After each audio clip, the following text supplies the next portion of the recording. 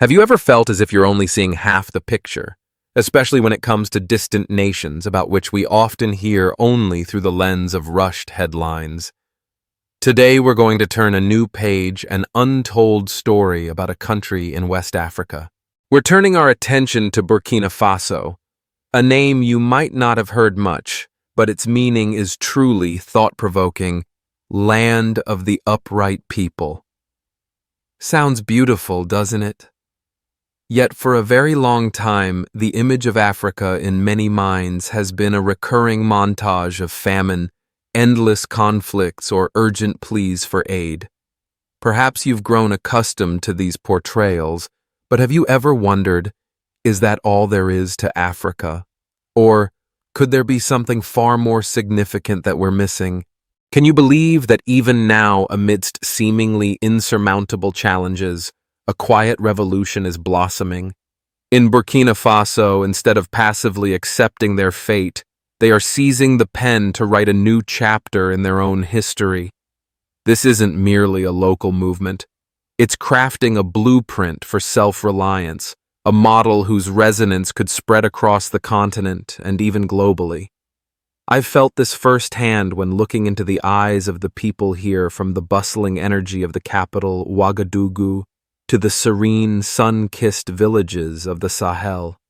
They don't speak it aloud, but their eyes burn with an intense flame, the flame of dignity, the flame of hope. It's a flame that whispers, "We have endured enough. The time has come to rise up." To help you visualize, imagine you own a flourishing garden with fertile soil and year-round fruits.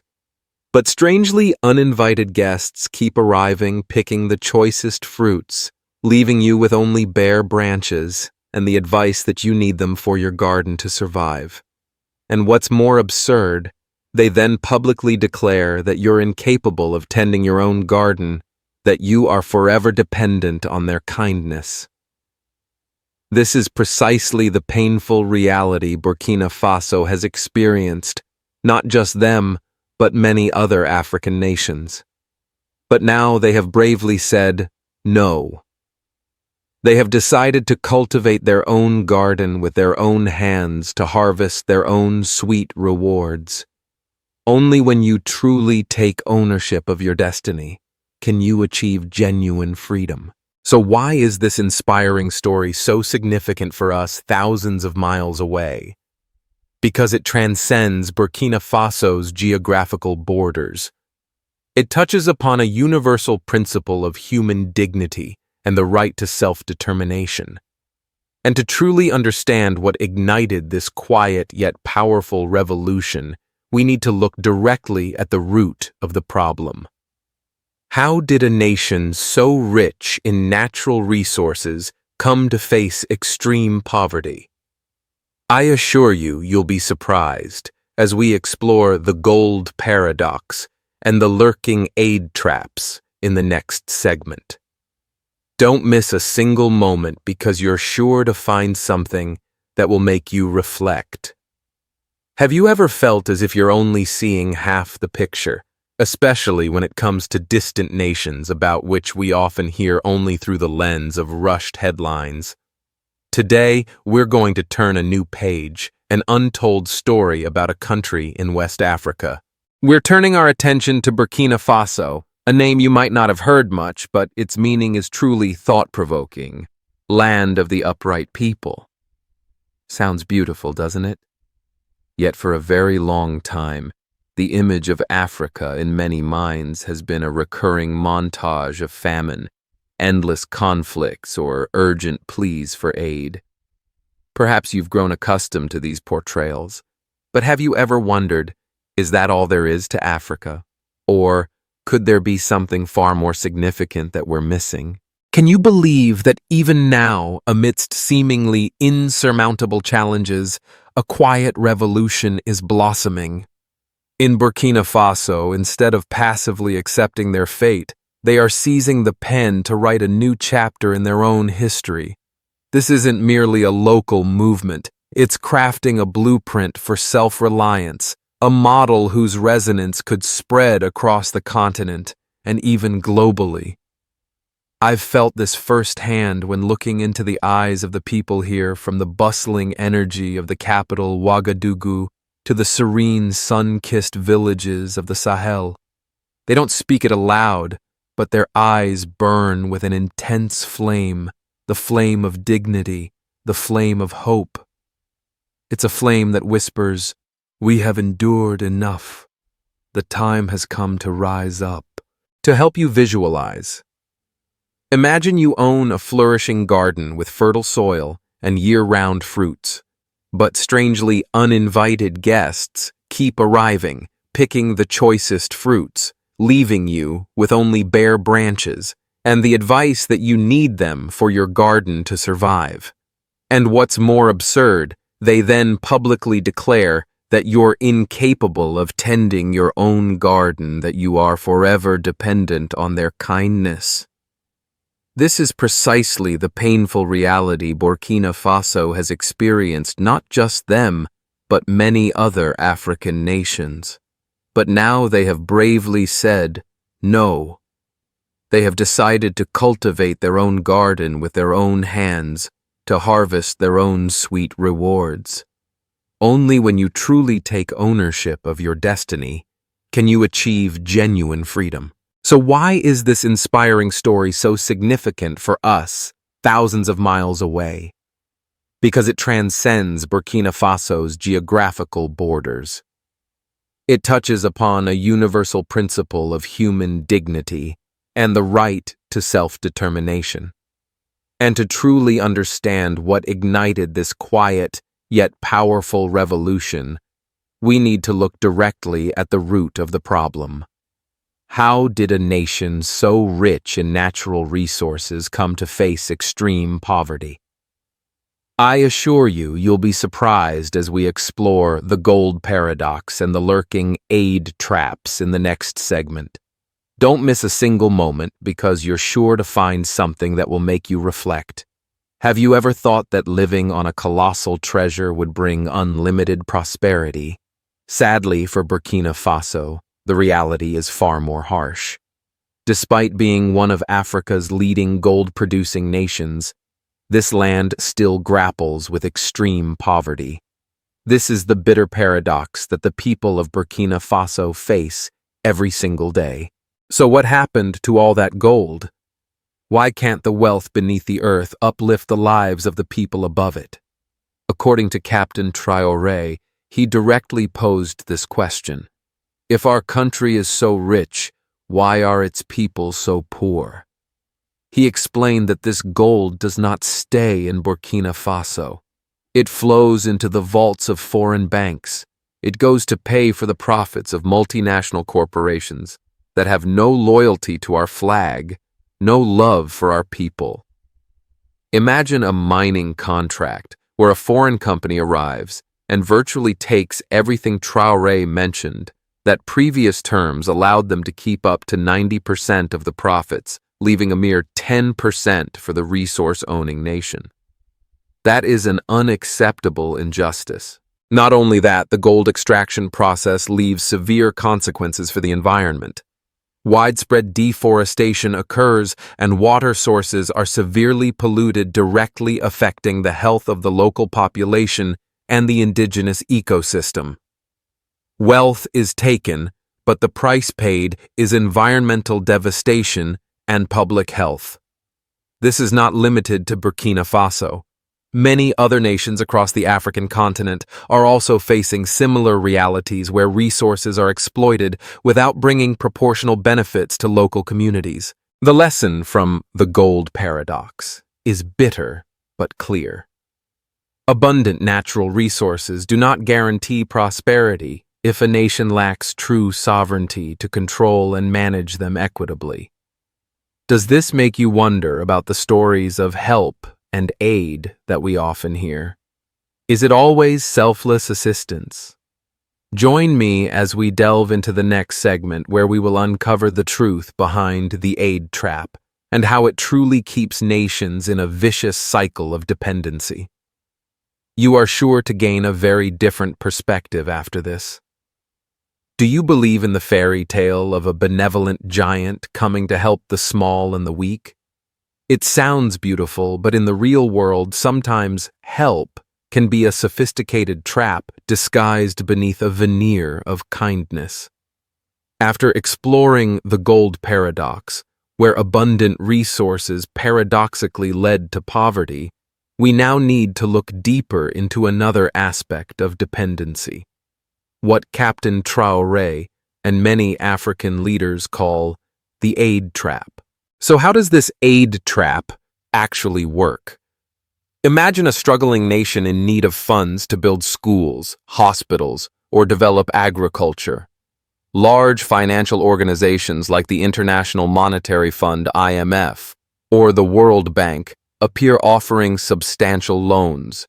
Sounds like a wonderful solution, doesn't it? But as Traoré put it, these are not gifts, my people. They are traps. They are new chains heavier than the old ones. These loans often come with stringent conditions. For instance, they might demand that the nation cut public spending on agriculture, a move that would directly undermine a country's food self-sufficiency. Or they might require you to sell crucial state-owned companies like your water or electricity utility to private foreign businesses.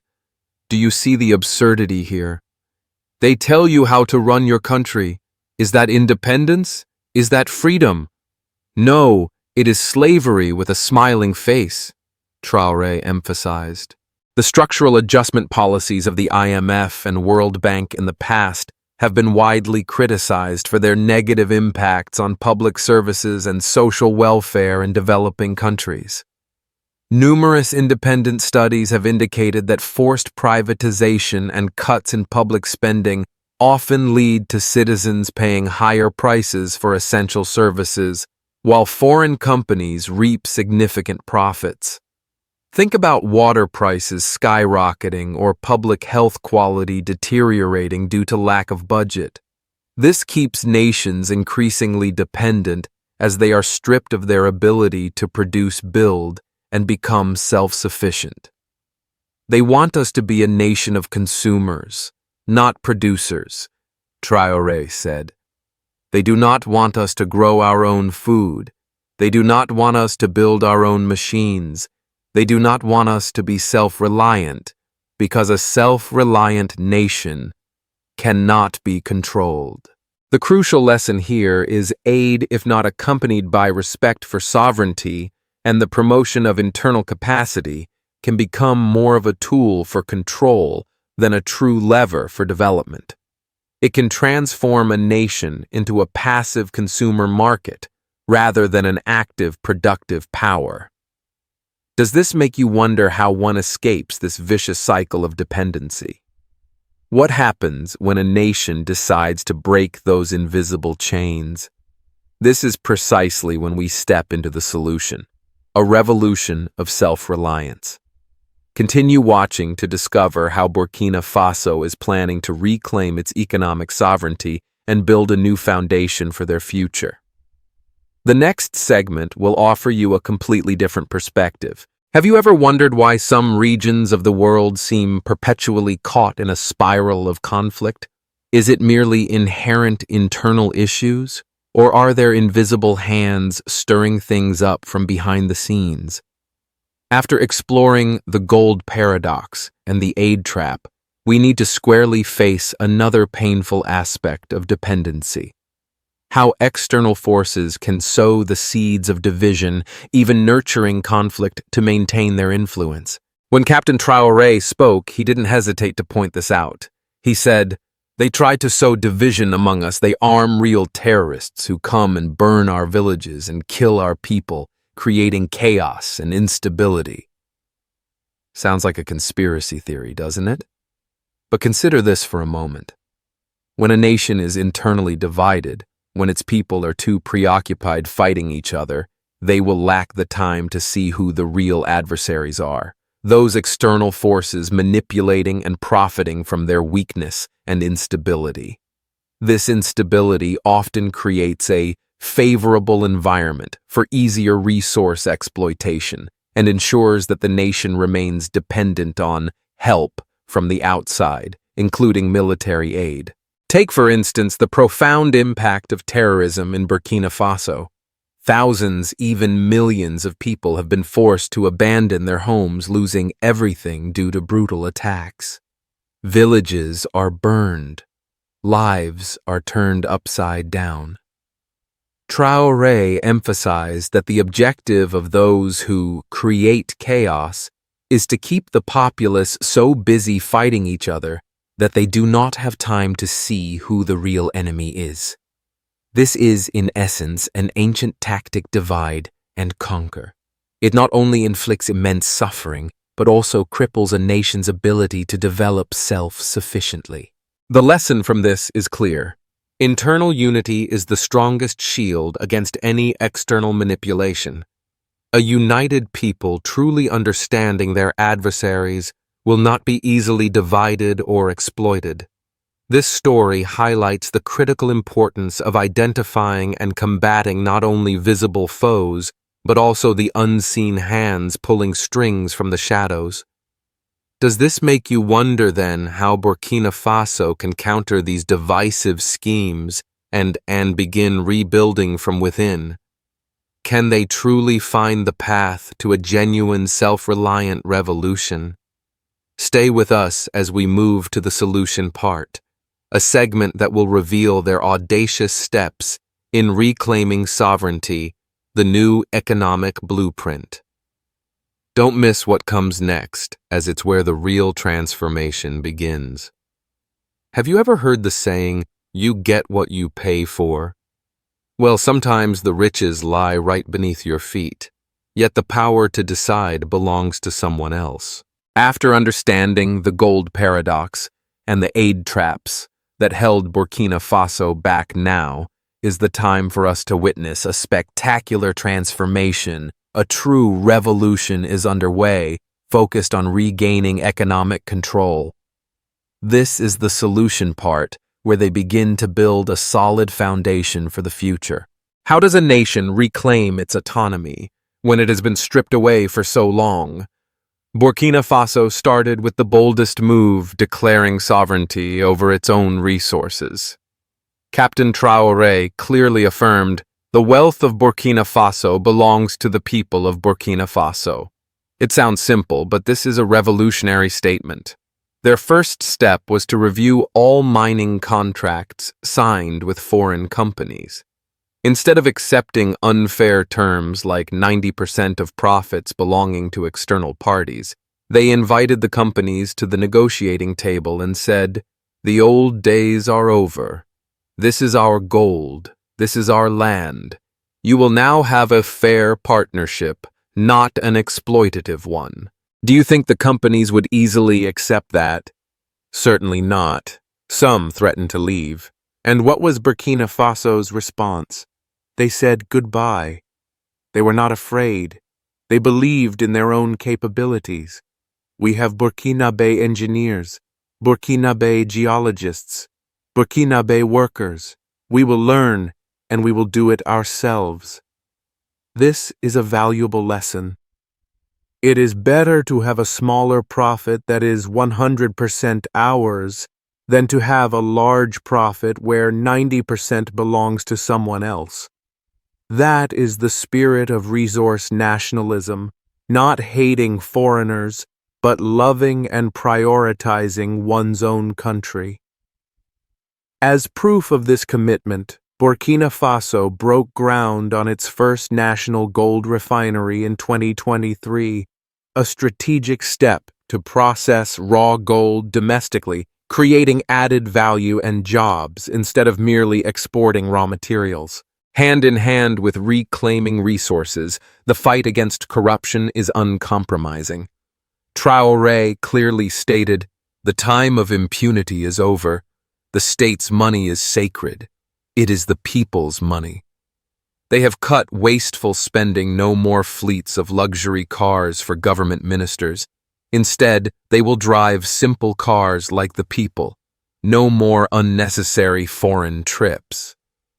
All that money once stolen or squandered is now being directly channeled into the National Building Fund. Imagine the difference.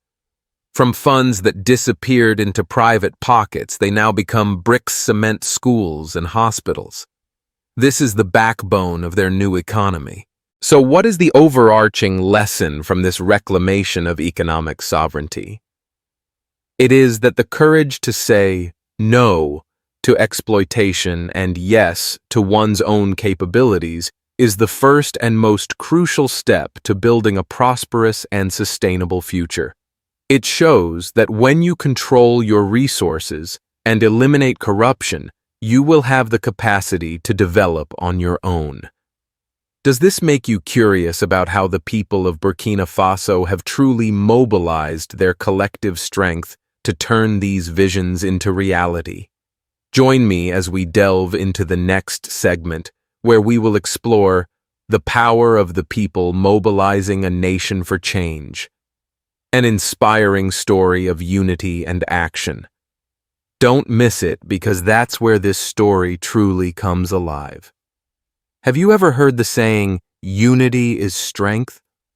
It's easy to say, but turning it into a reality, especially in a nation facing countless challenges, is an entirely different story. After seeing how Burkina Faso is reclaiming its economic sovereignty, now is the time for us to witness the most crucial element of this revolution, how they have awakened and mobilized the extraordinary power of their own people. A nation that cannot feed itself cannot be free. A nation that cannot defend itself cannot be sovereign. A nation that cannot house its people cannot have dignity. These are simple yet powerful truths upon which Burkina Faso's revolution is built. Captain Traoré clearly stated, "A revolution is not carried by one man, it is carried by 22 million people." So how have they done it? Do you know that to ensure no one is left behind, they have launched a national effort to boost agricultural production? The goal is crystal clear. We must grow what we eat and eat what we grow. This sounds basic, but it ends the shame of importing rice and corn when their land is fertile. I've seen farmers working with a new energy because they know the nation is behind them. This isn't just about farming. It's about reclaiming food self-sufficiency, a fundamental cornerstone of independence. One of the major agricultural initiatives is the agro-pastoral and fisheries offensive, aimed at increasing productivity. Next, they mobilized their youth, Burkina Faso's greatest resource. Traoré views them not as a problem to be solved, but as the solution to all their problems. They are creating programs that are not just empty talk, but practical action, training youth in construction, in modern agriculture, in technology. Imagine young people full of energy, equipped with knowledge and skills to build their own future and the future of their country. And then, one of the most powerful symbols of this new spirit is the emergence of the Volunteers for the Defense of the Fatherland, VDP. These are not professional soldiers. These are ordinary citizens, farmers, teachers, who have taken up arms alongside their army to protect their communities from terrorists. They are fighting for their own land, for their own families. This is the definition of patriotism. Traoré said, "A patriot is one who builds and defends." So what is the true power derived from mobilizing the people? It is that the participation of all segments of society in building and defending the nation is the most powerful, unparalleled driving force for achieving true self-reliance. It is when every individual feels they are a part of the solution rather than a victim of the problem.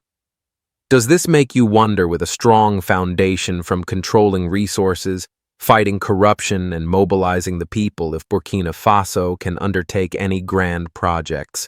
Absolutely join me in the next segment, where we will explore the City of Dignity, a concrete vision of hope and infrastructure revolution, an ambitious vision that will astound you. Don't take your eyes off the screen, because you're about to witness something extraordinary. Do you believe that a grand, seemingly impossible dream can become a reality purely through the will and unity of a nation? After witnessing Burkina Faso reclaim its resource sovereignty and mobilize the strength of its people, now is the time for us to turn to the pinnacle of that vision. A great national project, a living symbol of their new era. Captain Traoré announced a bold and ambitious vision to build an entirely new city from the ground up. Not just a few houses, but 50,000 brand new homes. And what makes this so special? These homes will be given to the people, not sold, not rented, but as a gift from the nation to its citizens who are most in need. Sounds almost unbelievable in a world where housing prices are constantly soaring, doesn't it? But this is the boldest act of social justice in their country's history. Imagine a city designed not to serve profit, but to serve people, who will live in this city of dignity, or la Serre de la Day, as they call it. It will be for the thousands who have lost everything due to terrorism, for poor families currently crammed into existing slums, for young families with no hope of home ownership. It will also be for brave soldiers and their families, a thank you from a grateful nation. And also for teachers, nurses, farmers, the very backbone of Burkina Faso. But a city is more than just concrete boxes. A city is a community, a place to live, to work, to learn, and to dream. Let's look at the details of this vision. The homes will be built primarily using local materials, such as their land's distinctive red laterite brick designed to be cool in their hot climate and sustainable. Each neighborhood will have its own source of clean water. No more walking for miles to fetch water. The city will be powered by the sun with large solar power grids providing clean and reliable electricity to every single home. This is a wonderful example of using their abundant natural resources intelligently and sustainably. And the heart of this city will not be a giant presidential palace. Instead, they will build a large public library and a vocational training center. There will be many schools where every child has a place to learn and will be taught their true African history, a history of resistance and glory. Clinics and a central hospital will have a special focus on maternal and child care, with a solemn promise that no woman should die giving life and no child should die from a preventable disease. There will be large zones for community farming right inside the city, giving every family the opportunity to grow their own vegetables, to combat hunger, and create a green, beautiful city. And for their youth, there will be tech hubs and workshops, places where they can learn coding computer skills, how to repair solar panels, how to build machines, to unleash the genius of their young people and create jobs. This project is financed entirely through national means, proving that they do not need conditional aid. Beyond the city of dignity, Burkina Faso is also pushing for a road revolution by building sustainable roads using local materials. There are plans to construct a railway track and train car factory in Bobo Dioulasso, along with regional railway connection projects. Regarding energy, they are focusing on large-scale solar power and have plans to build the first nuclear power plant in West Africa, with support from Russia aiming to ensure energy independence.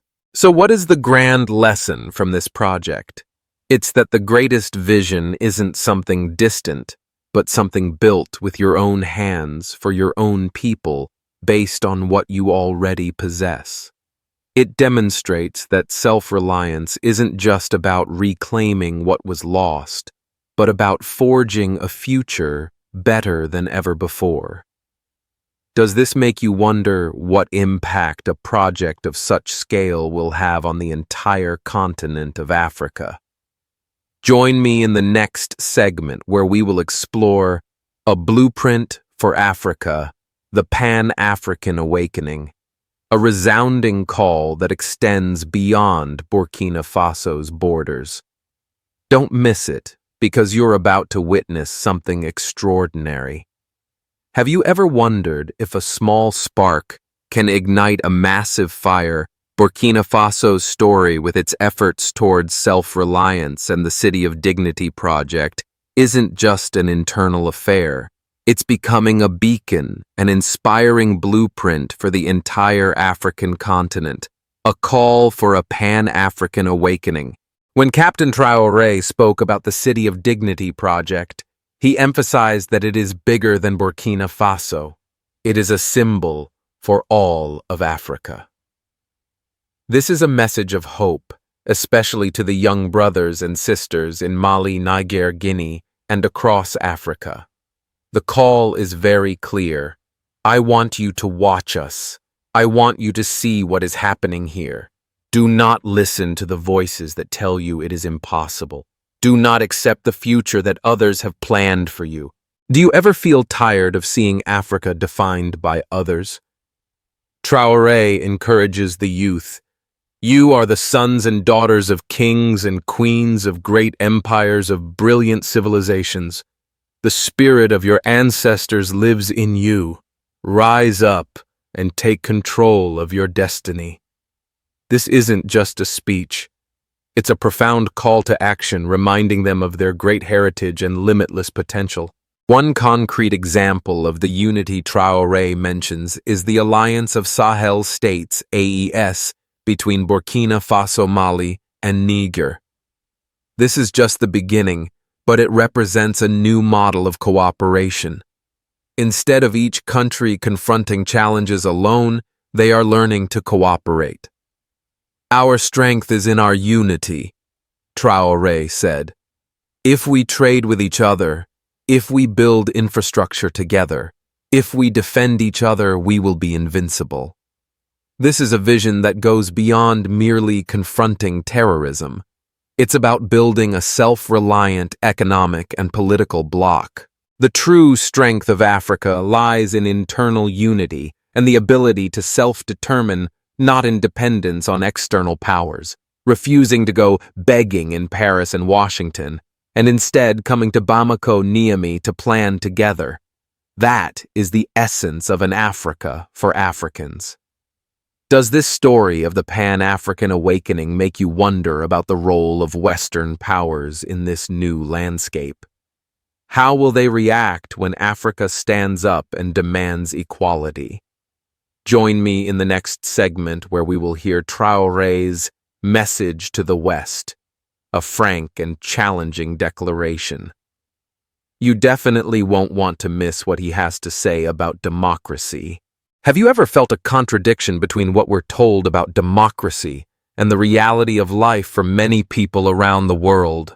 After witnessing Burkina Faso's powerful rise and its call for a united Africa, now is the time for us to listen to a direct, uncompromising message from Captain Traoré to Western powers.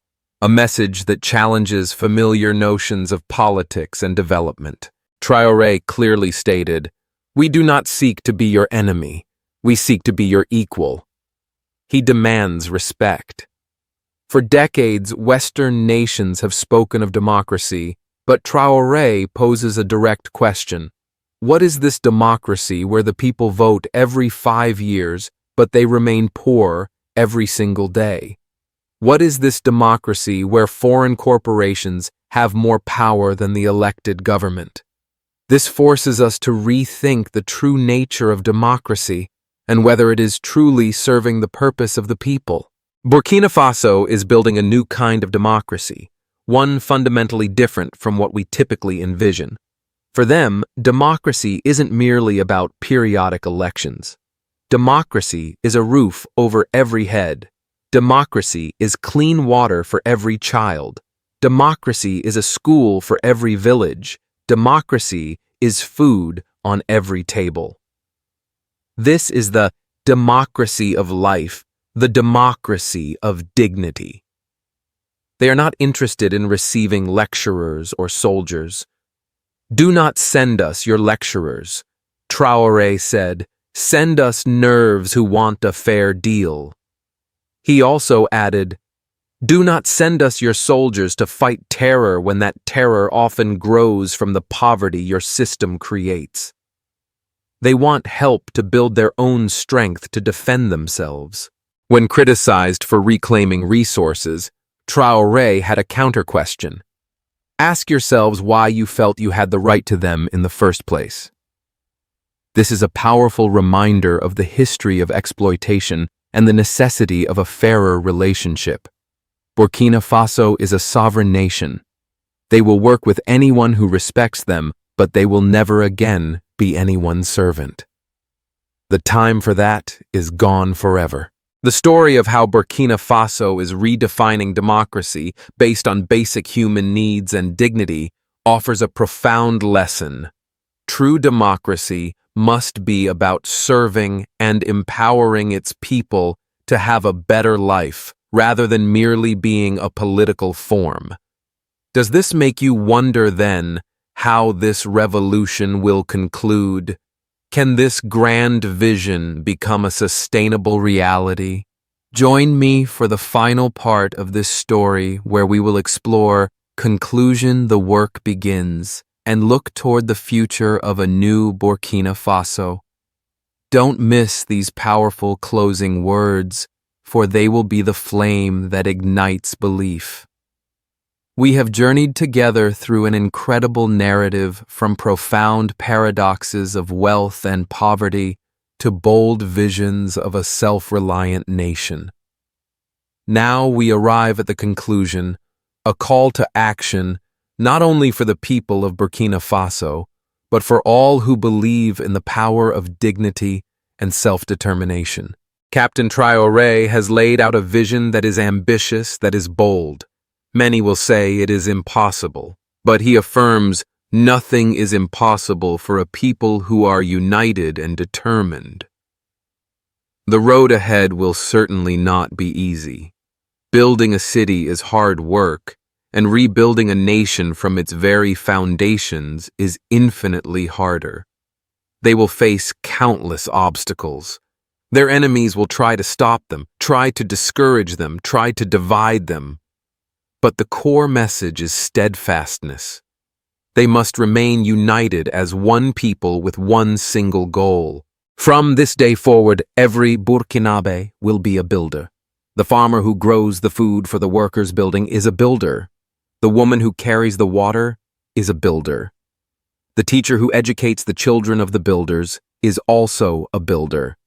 The soldier who protects the construction site is a builder. This is a national mission for every single one of them, with no one left behind. This city of dignity will be a living monument to their struggle and their victory. When their children and grandchildren walk its streets, they will not see the charity of a foreign NGO. They will see the work of their parents' and grandparents' hands. They will touch the walls and feel the strength of their own people.